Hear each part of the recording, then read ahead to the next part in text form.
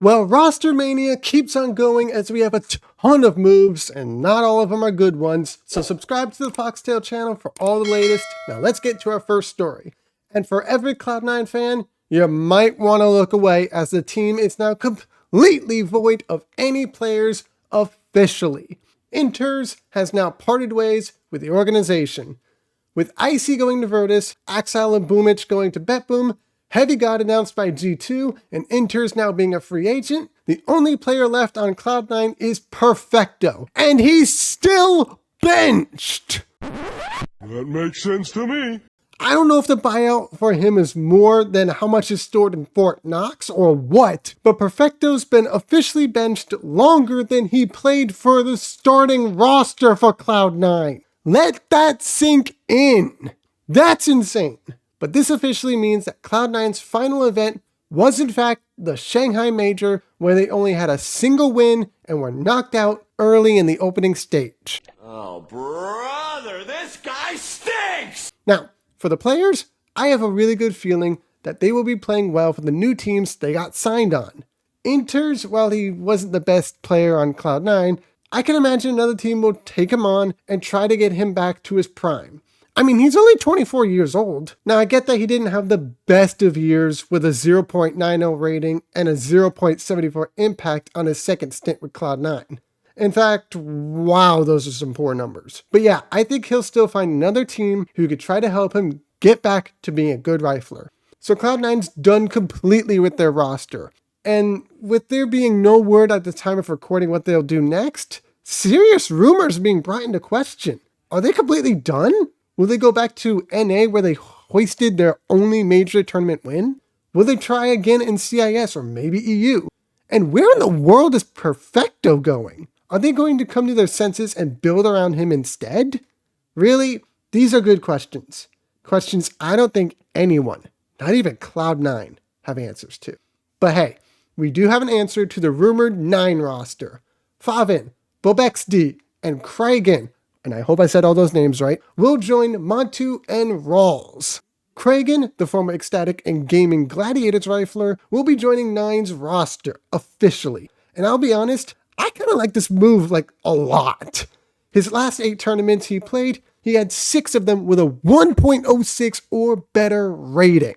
On top of that, he's only 22 years young. He's so young, he has major experience, and he had a 1.05 rating, a 1.08 impact, and an ADR of a 76 in 2024. Yeah, that's a good rifler, all right. But this comes at a price. The 26-year-old Dane refresh will be hitting the bench for yet another team. The problem with this is he was actually pretty good. Well, yes and no. Yes, being his 2024 was actually not too bad. A 1.03 rating with a 72.3 ADR isn't too bad, but leaves room for improvement. In fact, his last 3 events with 9, he put up a 113, a 102, and a 1.05 rating. All quite respectable. Taking over his spot though, yeah, Kragan's the right call, even though I like refresh.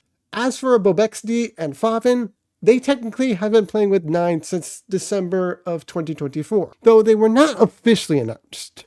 And they've been doing insane for 9. Bob's had some strong tournaments, though his last one was anything but good. Still, he's 21 years old and some potential to be a rising star. Favin, in the meanwhile, has been godly in the server for 9. In his 41 days with the org, he's put up a 119 rating, a 123 impact, and an ADR of over an 82. Let me put that in perspective. He's putting up nerds levels of craziness on the server.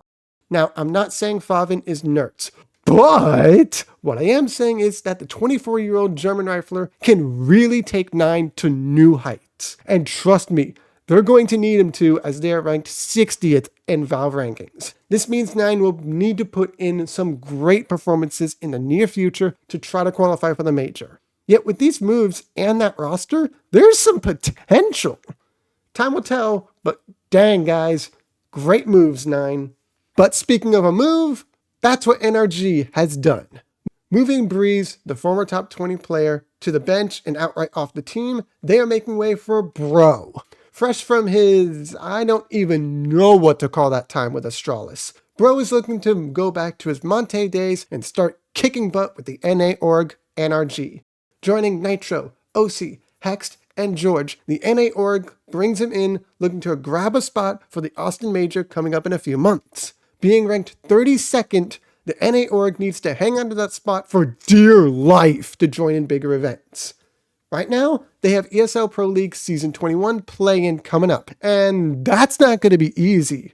So with Bro having major experience, as well as being part of the Tier 1.5 team in Astralis, I hope this move will be good for both the Danish Rifler and for NRG.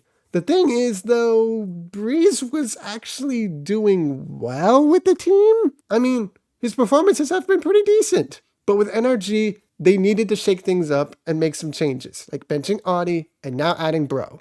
So I'm hopeful the NA org finally have the roster they need to get going and make bigger events. Good luck, guys. You might need it.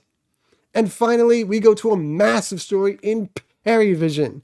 They've signed a trio and unveiled their new roster. James, Travis, and Nota will be joining alongside Kikert and Belchanuk, I hope I said that right, as well as James' former coach, Dastin.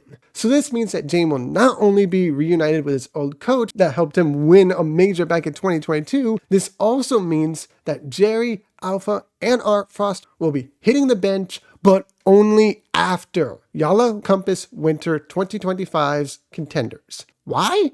Because the trio that got benched held their Valve rankings, and therefore Pari would be disqualified if they played without them. And while I like James returning with his old coach, I have one small problem. This is the second time Art Frost gets completely screwed. Not only is he now getting benched after James gets signed, this happened to him when he was playing for Team Spirit and Shiro took over the role. Now, to be fair, Shiro is like a top 5 player, so that really did work out. But man, Art Frost just cannot catch a break. 23 years old and having a decent 2024, Art Frost will likely be looking for another Tier 2 team to play for. But when a major MVP is in the free agent market, I gotta say it's a welcome addition. So, all around, I think this is a good move for Pari, even though their ranking might take a hit. So kudos to you, Pari, though you're going to need to do well in some of the coming events to claw your way back to major contention. I hope you got it in you. And that's the stories today. What do you think? Did Pari make the right moves? Are Cloud9 completely doomed? And are 9 back on the come up? Comment down below and thank you so much for watching. I'll catch you in the next one. And a huge thank you for the support recently. We just hit 500 subs and we'll be doing something special very soon. So subscribe for that. Have an epic day. I'm out. Peace. Seriously, Cloud9? Just go back to NA. Jeez, man.